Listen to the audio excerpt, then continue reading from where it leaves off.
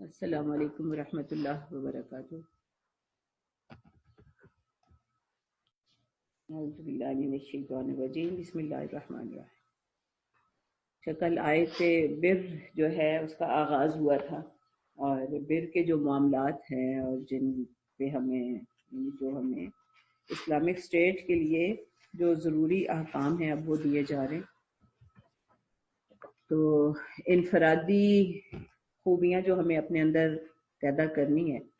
ان میں باطنی خوبیوں میں سے یا باطنی صفات جو اپنے اندر رکھنی ہیں، ان میں سب سے اہم جن کا تذکرہ ہوا ہے ابھی تک، وہ شکر صبر کی کیفیات ہیں۔ اور جو ظاہری امور ہیں ان میں ہمیں ہر لمحہ اللہ تعالیٰ کا ذکر کرنا ہے، صلاۃ کا نظام قائم کرنا ہے، زکوٰۃ کا نظام قائم کرنا ہے۔ پھر نیکی کی یہ ساری جہتیں جن کا ذکر کل ہوا کہ اس میں جو اہم ترین ہے صلہ رحمی اور حقوق العباد کی ادائیگی ایمان کے ساتھ جب ہوتی ہے، تو اس کے بعد جو سب سے اہم ہے وہ وعدوں کی پاسداری ہے۔ یہ بہت ہی اہم اسلام کا شعار ہے اور اسلام کا ایک آئیڈینٹی ہے کہ مسلمان جو ہے سب کچھ ہو سکتا ہے لیکن جھوٹا نہیں ہو سکتا، وعدہ خلافی نہیں کر سکتا۔ تو یہ ذہن میں رہنا چاہیے کہ ہمیں کون کون سی صفات اپنے اندر یا اپنے اس معاشرے میں پیدا کرنی ہے۔ اس کے بعد اب اجتماعی جو قوانین ہیں ان کا ذکر ہے، اور اسلام کا جو نظام ہے معاشرے کا، اس میں اسٹیٹ کی جو ذمہ داری ہے وہ 5 چیزوں کی حفاظت جو ہے اس کو یقینی بنانا ہے۔ انہی 5 چیزوں کے لیے ان کو یعنی ہر انسان کی ایک بنیادی ضرورت بھی ہے اور انسان کا بنیادی حق بھی ہے، اور انہی کی حفاظت جو ہے یہ اسلامک اسٹیٹ کا، اسلامی ریاست کا یہ بنیادی فریضہ ہے، اور اس کو فقہاء نے مقاصد شریعہ کا نام دیا ہے۔ مقاصد شریعہ میں سب سے پہلا تو جو ہے وہ ایمان کی حفاظت کا ہے معاملہ، اور دوسرا جو ہے وہ جان کی حفاظت۔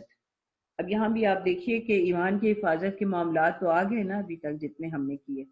یہ سارے جو ذکر شکر صبر وغیرہ کی کیفیات ہیں، انا للہ و انا الیہ راجعون کی جو حقیقت ہے، یہی توجہ دلاتی ہے کہ ایمان کی حفاظت جو ہے وہ ہر لمحہ کتنی اہم ہے۔ تو اس کا ہمیں ایک دوسرے کے ایمان کی بھی حفاظت کا ہر لمحہ جو ہے وہ احساس بھی رہنا چاہیے، اور ہمیں ایک دوسرے کو اس لحاظ سے رسپیکٹ بھی دینی چاہیے۔ اب دوسرا معاملہ جو ہے وہ مقاصد شریعت میں وہ جان کی حفاظت کا ہے۔ تو اب فوجداری قوانین اسلام نے جو نافذ کیے ہیں، جو حقوق حدود مقرر کی ہیں، ان میں سب سے پہلے جو ہے ذکر جو اب سورہ بقرہ میں آ رہا ہے وہ قصاص کا معاملہ ہے۔ یا ایھا الذین آمنوا کتب علیکم القصاص فی القتلی، اے لوگو جو ایمان لائے ہو، تمہارے لیے قتل میں قصاص کا حکم لکھ دیا گیا ہے۔ الحر بالحر والعبد بالعبد والانثى بالانثى فمن عفی له من اخیہ شیء فاتباع بالمعروف واداء الیہ باحسان ذلک تخفیف من ربکم ورحمہ فمن اعتدى بعد ذلك فله عذاب علیم ولکم فی القصاص حیات یا اولی الالباب لعلکم تتقون۔ یہ ہے قصاص کا حکم، اور قصاص کا مطلب یہ ہے کہ ایک شخص، کوئی فرد کسی دوسرے فرد کو کسی طرح کا کوئی نقصان پہنچاتا ہے تو اس کے بدلے میں اس کے ساتھ بھی ویسا ہی معاملہ کیا جائے گا۔ اگر کوئی فرد کسی دوسرے کی جان لیتا ہے تو پھر اس کی بھی جان لی جائے گی، اور اگر کسی دوسرے کو زخم پہنچاتا ہے تو اس کو بھی زخم پہنچایا جائے گا۔ قصہ کا مطلب یہ ہوتا ہے کہ جیسا کہ ایک معاملہ ہوا ہے ویسا ہی پھر اس کے ساتھ وہ بھی معاملہ دہرایا جائے۔ اب قتل کے معاملوں میں قصاص کا جو حکم ہے اس میں مطلب پہلی ساری بے قاعدگیوں کو چھوڑتے ہوئے صاف اب جو واضح حکم ہے وہ یہ ہے کہ جو شخص قاتل ہوگا تو قصاص اسی سے لیا جائے گا، اس کا بدلہ اسے ہی دینا ہوگا۔ اس میں 3 صورتیں رکھ دی گئیں۔ ایک یہ کہ جو قاتل ہے اس کو اسی طرح قتل کیا جائے، قتل کی صورتیں مختلف ہو سکتی ہیں حالات زمانے اور قانون کے مطابق کسی معاشرے میں. دوسری بات یہ ہے کہ اگر مقتول کے وارث چاہیں تو وہ کلیتاً قاتل کو معاف بھی کر سکتے ہیں بغیر کسی طرح کا بدلہ لیے، اور مقتول کے وارثوں میں سے ایک بھی معاف کر دے تو اس کو قتل نہیں کیا جائے گا. قاتل کو قتل نہیں کیا جائے گا اگر مقتول کے وارثوں میں سے کوئی ایک بھی اس کو معاف کر دے. اور تیسری صورت یہ ہے کہ مقتول کے وارث جو ہیں وہ فدیہ لینے پر تیار ہو جائیں. فدیے کی رقم کا یہاں پر کوئی تعین نہیں ہوگا. پھر قتل خطا میں تو تعین ہے، لیکن یہ جو قتل عمد ہے اس میں فدیے کی رقم کا کوئی تعین نہیں ہے، جس پر مقتول کے وارث راضی ہو جائے. اور کہا یہ جا رہا ہے کہ جس بات پر پھر معاملہ طے ہو جائے تو پھر اس کو احسان کے ساتھ جو ہے نا ادا کیا جائے. اور احسان جو ہے اس کی ہم مطلب بار بار اس کو دہرانے کی ضرورت ہے کہ احسان کا مطلب یہ ہے کہ اس طرح معاملہ کیا جائے کہ جس طرح اللہ تعالیٰ کی نظروں کے سامنے ہیں ہم، اور اللہ ہی کی خوشنودی کے لیے اس معاملے کو پورا کیا جا رہا ہے. اور دوسری بات یہ کہ جتنا اپنی ہمت ہے، جتنی طاقت ہے، اس کے مطابق جتنا ہم کر سکتے ہیں بھلائی کسی کے ساتھ وہ کریں گے، یعنی وعدے کو پورا کریں گے، اس کو تکمیل تک پہنچائیں گے. یہاں پھر یہ بات ہے کہ اگر مقتول کے وارثوں میں سے کوئی ایک جو ہے وہ معاف کرتا ہے اور دوسرا معاف نہیں کرتا، تو جو معاف کر دیتا ہے پھر وہ تو اگر وہ معاف کر دیتا ہے کلیتاً معاف کر دیتا ہے اور وہ فدیہ بھی لینے کو تیار نہیں ہے، تو لیکن دوسرے مقتول کے جو وارث باقی ہیں ان کو فدیے کی رقم دلوائی جائے گی. یعنی اس معاملے میں فقہی احکام جو ہیں بڑی تفصیل سے طے ہیں، اور بہرحال اس کی تفصیلات نہیں دیکھی جا سکتی. اب اللہ تعالیٰ قصاص کے معاملے کو کہہ رہے ہیں کہ وَلَكُمْ فِي الْقِصَاصِ حَيَاةٌ يَا أُولِي الْأَلْبَابِ، اس میں زندگی ہے.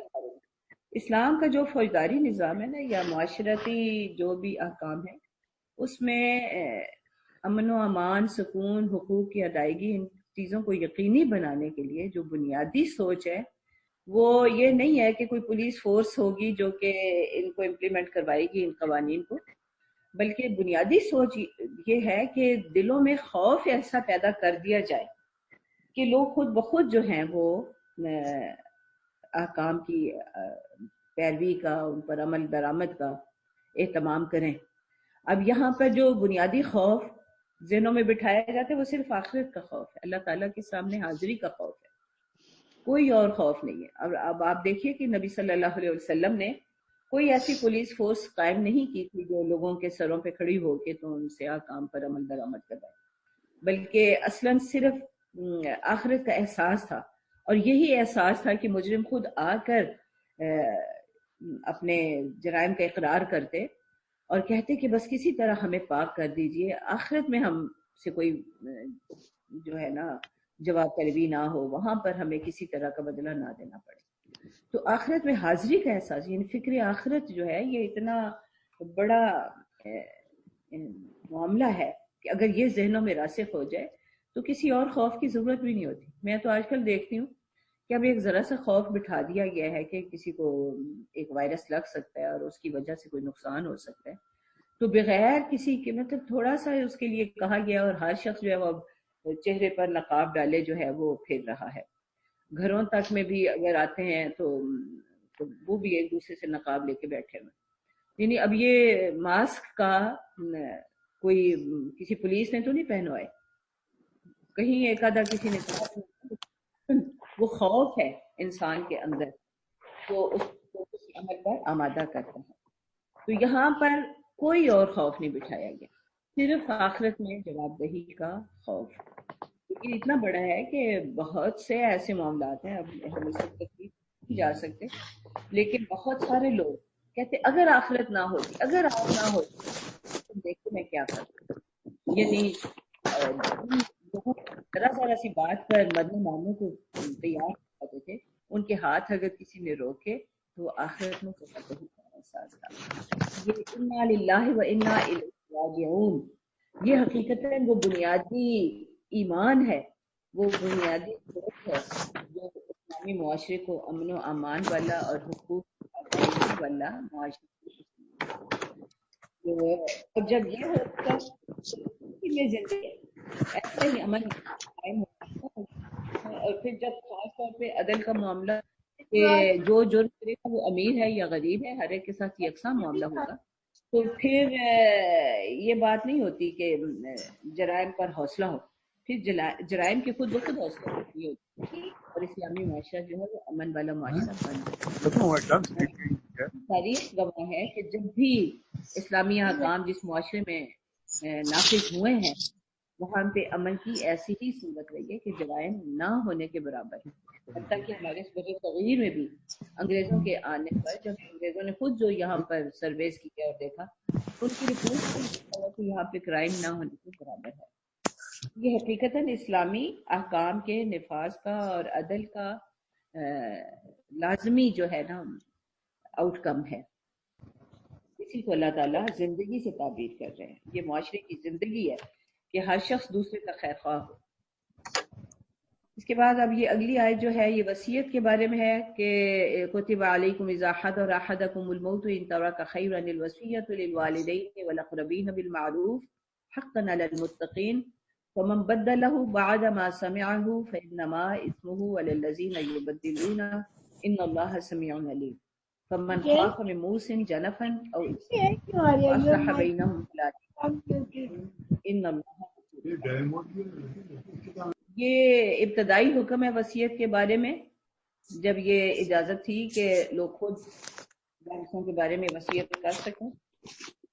لیکن اب سورہ نساء کے احکام میں وراثت کے بعد اب یہ والا اس آیت کے بارے میں کہا گیا ہے کہ یہ منسوخ ہو گئی ہے۔ اب یہی ہے کہ ہر شخص جو ہے وہ اپنے مطلب جو وارث جن کے حصے اللہ تعالیٰ نے تعین کر دیے ہیں ان کے بارے میں وصیت نہیں ہو سکتی، اور دوسری بات یہ ہے کہ وصیت صرف ایک تہائی مال میں کی جا سکتی ہے۔ یا ایھا الذین آمنوا کتب علیکم الصیام کما کتب علی الذین من قبلکم لعلکم تتقون ایاما معدودات فمن کان منکم مریضا او علی سفر فعدۃ من ایام اخر وعلى الذين يطيقونه فدية طعام مسكين فمن تطوع خيرا فهو خير له وأن تصوموا خير لكم إن كنتم تعلمون شهر رمضان الذي أنزل فيه القرآن هدى للناس وبينات من الهدى والفرقان فمن شهد منكم الشهر فليصمه ومن كان مريضا أو على سفر فعدة من أيام أخر يريد الله بكم اليسر ولا يريد بكم العسر وَلِتُكْمِلُوا الْعِدَّةَ وَلِتُكَبِّرُوا اللَّهَ عَلَى مَا هَدَاكُمْ وَلَعَلَّكُمْ تَشْكُرُونَ۔ یہ آیات ہیں جو کہ روزے کے بارے میں ہیں، صیام کے بارے میں ہیں، اور بتایا یہ جا رہا ہے کہ روزہ بھی ایک ایسی عبادت ہے جس کا ہر امت کو حکم دیا گیا، اور اس وقت بھی ہر قوم میں کسی نہ کسی صورت میں روزہ موجود ہے، اور اگر آپ اس کی تفصیلات نیٹ پر ہی دیکھیں تو پتہ چلتا ہے کہ روزے کی شکلیں بدلتی رہتی ہیں ان کے، اور میں یہ دیکھ کر حیران رہ گئی کہ باقاعدہ ہسٹری دی ہوئی ہے کہ فلاں سینٹ نے کہا کہ اب یہ کھانا یہ کھایا جا سکتا ہے تو کھا لو، اور فلاں چیز جو ہے وہ نہ کھاؤ روزے کی حالت میں، اور اوقات تک کا تعین ان کے سینٹ اور ان کے جو مذہبی پیشوا ہیں وہ کرتے رہے کہ فلاں وقت سے فلاں تک جو ہے نا روزہ رکھ لیں تو فلاں وقت افطار کر لیں۔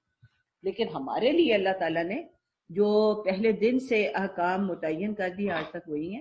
اور اس میں کسی مذہبی پیشوا، کسی حکومت، کسی سیاست دان کو یہ اس میں اختیار نہیں ہے کہ وہ اس میں کچھ رد و بدل کر سکے، اور اس کا جو اللہ تعالیٰ کے احکام ہیں وہ اس میں بنیادی مقصد بھی ایک ہی بتایا گیا کہ لعلکم تتقون، تاکہ تقوی حاصل ہو، اور تقوی جو ہے وہ اللہ تعالیٰ کے ساتھ ایک مضبوط تعلق کا نام ہے، اور یہ عہد کہ وہ مجھے جو بھی حکم دیں گے میں وہ کروں گی۔ تو اس میں جو ایک واضح بات ہے وہ یہ کہ اگر رمضان کے مہینے میں یعنی یہ روزے جو ہیں وہ ہر ایک کے لیے لازم ہے، امیر غریب مطلب جو بھی بالغ فرد ہے اس کے لیے لازم ہے ہر حال میں، سوائے اس کے کہ کوئی جو رعایتیں دی گئی ہیں وہ صرف مریض اور مسافر کے لیے، اور ان کے لیے بھی یہ نہیں کہا گیا کہ انہیں کلیتاً چھٹی مل گئی روزے کی، بلکہ یہ کہ وہ جتنے روزے رمضان میں چھوٹ جائیں وہ بعد کے دنوں میں فَعِدَّةٌ مِّنْ أَيَّامٍ أُخَرَ، وہ بعد کے دنوں میں گنتی پوری کریں۔ ایک صورت ہے فدیے کی، اور وہ صرف اس صورت میں ہے کہ کوئی شخص بعد میں بھی اس کو صحت کی ایسی حالت حاصل نہیں ہوتی کہ وہ روزہ رکھ سکے، تو پھر اس کے لیے یہ ہے کہ وہ رمضان کے روزوں کا فدیہ دے دے، یا کسی ایسی کرونک ڈیزیز میں مبتلا ہے کہ وہ روزہ رکھ ہی نہیں سکتا، تو پھر اس کے لیے یہ ہے کہ وہ فدیہ دے دے، اور فدیے کا تعین جو ہے وہ مطلب اس کی اماؤنٹ جو ہے وہ اناؤنس کر دی جاتی ہے، ہمارے فقہا جو ہیں وہ کر دیتے ہیں رمضان میں، یعنی چونکہ ریٹس جو ہیں وہ بدلتے رہتے ہیں۔ تو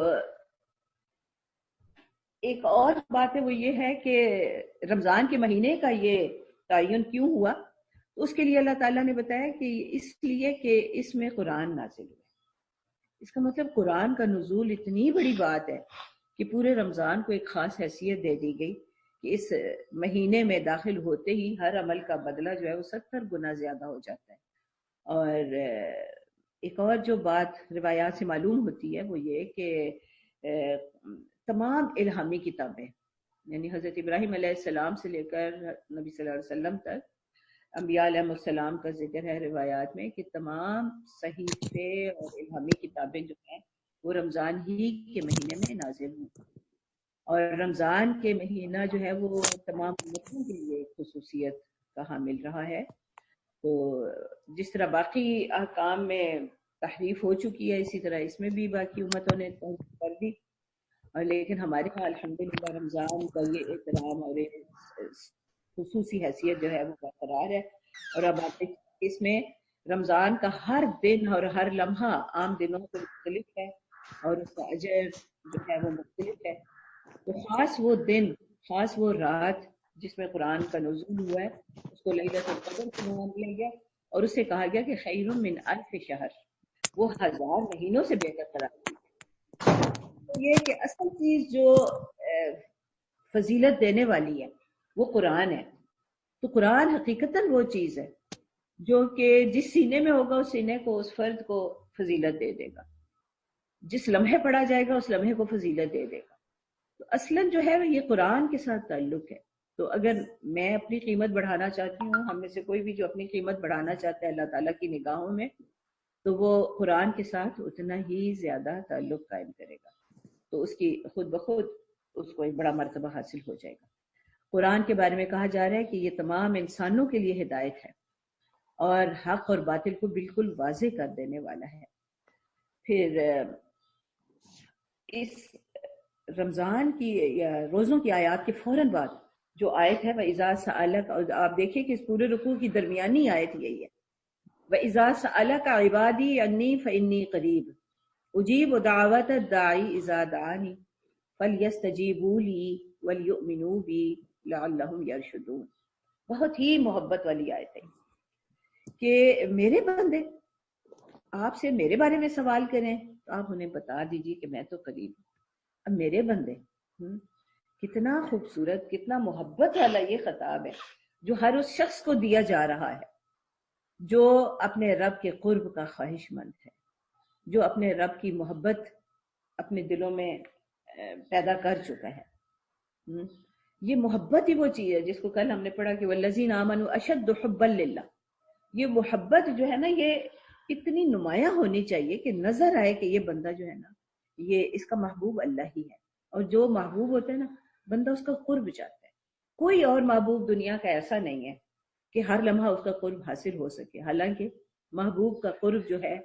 وہ ایک سکون اور لذت کا سبب ہوتا ہے۔ تو یہاں پر یہ محبوب ایسے ہیں کہ وہ خود کہہ رہے ہیں کہ میں تو ہر وقت تمہارے پاس ہوں، جو ہی تم مجھے میرے ساتھ جب بھی کوئی بات کرو گے میں اس کا جواب دوں گا۔ گویا یہ ایسا محبوب ہے جس کے ساتھ گفتگو کا ہر لمحہ لطف اٹھایا جا سکتا ہے، اسی کو ذکر کہا گیا ہے۔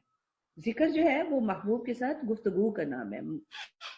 محبوب کے ساتھ تعلق کا نام ہے۔ ایک بڑا خوبصورت شعر ہے کہ اس پیکر خاکی میں ایک شے ہے سو وہ تیری، میرے لیے مشکل ہے اس شے کی نگہبانی۔ بس ہے تو وہی محبوب، لیکن پتہ نہیں کیا بات ہے، دوسری بہت ساری محبتیں جو ہیں وہ اس کی جگہ لینے کو آ جاتی ہیں، اور بعض اوقات وہ ہمیں ڈومیننٹ لگنے لگ جاتی ہیں۔ تو جو ذکر کا مفہوم ہے اور بار بار اس کو تازہ کیا جاتا ہے، وہ یہی ہے کہ ہم بار بار جو ہے وہ اپنے محبوب کو، یعنی دیکھیں کہ کون محبوب جو ہے وہ غالب ہے ہمارے دلوں میں، اور ہم کس کے ساتھ سب سے زیادہ محبت والا تعلق رکھتے ہیں۔ بعض اوقات تو اپنی ہی بات، نفس جو ہے وہی بیچ میں آ جاتا ہے۔ تو مجھے اقبال کا وہ شعر بھی بڑا یاد رہتا ہے کہ کس قدر گران تم پر صبح کی بیداری ہے، ہم سے کب پیار ہے، ہاں نیند تمہیں پیاری ہے۔ دیکھیں نا، بعض کا اپنے نفس کا راحت، اپنے نفس کا آرام، یہ بھی اس محبت میں رکاوٹ بن جاتا ہے۔ تو کہا یہ جا رہا ہے، میرے محبوب رب مجھے یہ کہہ رہے ہیں کہ جب میں تمہاری ہر بات مان رہا ہوں، تمہاری ہر بات کا جواب دے رہا ہوں، تو تم بھی تو میری بات مانو اور میرے ساتھ محبت کا تعلق رکھو۔ پتہ نہیں، میرا تو یہ جی چاہتا ہے کہ جب بھی ایمان کی بات آئے تو اس کے ساتھ یہی کہا جائے کہ یہ تو محبوب کے ساتھ محبت کا نام ہے، وَلْيُؤْمِنُوا بِی، تو یہ صرف مان لینے کی بات نہیں ہے، یہ محبت کی بات ہے۔ تو تم بھی تو پھر سب سے زیادہ میرے ساتھ ہی محبت کرو نا، میں جب ساری باتیں تمہاری مان رہا ہوں۔ لعلہم یرشدون، یہی رشد و ہدایت کا راستہ ہے۔ احل لکم لیلۃ الصیام الرفث الی نسائکم ہن لباس لکم وانتم لباس لہن۔ بہت ہی یہ ایک اتنی، ہن لباس لکم وانتم لباس لہن، یہ ایک ایسی آیت ہے جس نے ہر طرح کی مرد اور عورت میں ہر طرح کی تفریق کی جڑ کاٹ دی۔ وہ دونوں ایک دوسرے کے لیے لازم و ملزوم، ایک دوسرے کی ضرورت ہے، ایک دوسرے کے عیب پوش ہیں، ایک دوسرے کو زمانے کی گرمی سردی سے بچانے والے ہیں، ہر طرح کی آفات سے محفوظ رکھنے والے ہیں۔ اتنا خوبصورت بیان جو ہے نا اس تعلق کا، تشبیہ یا استعارہ، اس سے بہتر نہیں ہو سکتا۔ علم اللہ انکم کنتم تختانون انفسکم فتاب علیکم وعفا عنکم فالآن باشروہن وابتغوا ما کتب اللہ لکم وکلوا واشربوا حتی یتبین لکم الخیط الابیض من الخیط الاسود من الفجر ثم اتموا الصیام الی اللیل ولا تباشروہن وانتم عاکفون فی المساجد تلک حدود اللہ فلا تقربوها کذالک یبین اللہ آیاتہ للناس لعلہم یتقون۔ ولا یہاں تک اب رمضان کی آیات یا روزے کی آیات تو مکمل ہوئی، تو روزے کی ایک اور اہم عبادت جو ہے وہ اعتکاف ہے۔ اعتکاف کا مطلب ہی یہ ہوتا ہے کہ ہر طرف سے کٹ کر یکسو ہو کر بیٹھ جانا، اور یہاں پر کس کے لیے یکسو ہو کر بیٹھ گئے؟ سارے تعلقات کو، مولا آپ کے لیے میں سب کچھ چھوڑ سکتی ہوں، آپ نے کہا کہ میں فَلْيُؤْمِنُوا بِی، میں تو سب کچھ آپ کے لیے چھوڑنے کو تیار ہوں، میں بس صرف آپ کے لیے۔ یہاں ایک بات اور جو ہے اس کا تذکرہ کر دوں کہ مساجد کا جو ذکر ہے، اس میں اعتکاف مساجد ہی میں ہوتا ہے، جماعت کا نظام جو مساجد ہی میں قائم ہے۔ البتہ خواتین کے لیے جب نبی صلی اللہ علیہ وسلم نے خود یہ کہہ دیا کہ فرض نمازیں جو مردوں کے لیے ضروری کی گئیں، زیادہ اجر کہا گیا کہ مسجدوں میں پڑھیں، تو ان کے لیے کہا گیا کہ ان کی مسجدیں ان کے گھر ہیں، وہ اپنے گھروں میں اپنی مساجد رکھیں، اور گھر میں جو جگہ مخصوص کی جاتی ہے نماز کے لیے اس کو بھی مسجد ہی کہا جاتا ہے۔ تو ہمارا امام ابو حنیفہ رحمۃ اللہ علیہ، ان کا تو یہ واضح موقف ہے کہ عورتوں کی جب فرض نماز گھر میں بہتر ہے، سب سے زیادہ بدل جو ثواب ہے اس کو گھر میں ملتا ہے، تو اعتکاف جو ہے اس کا بھی وہ بھی گھر میں ہی کرے گی، گھر کے کسی حصے کو اپنی مسجد بنا لے اور وہیں پر وہ معتکف ہوگی۔ تو باقی جو روزے اور اعتکاف وغیرہ کے جو فقہی مسائل ہیں وہ تو آپ فقہی کتابوں میں دیکھ لیں۔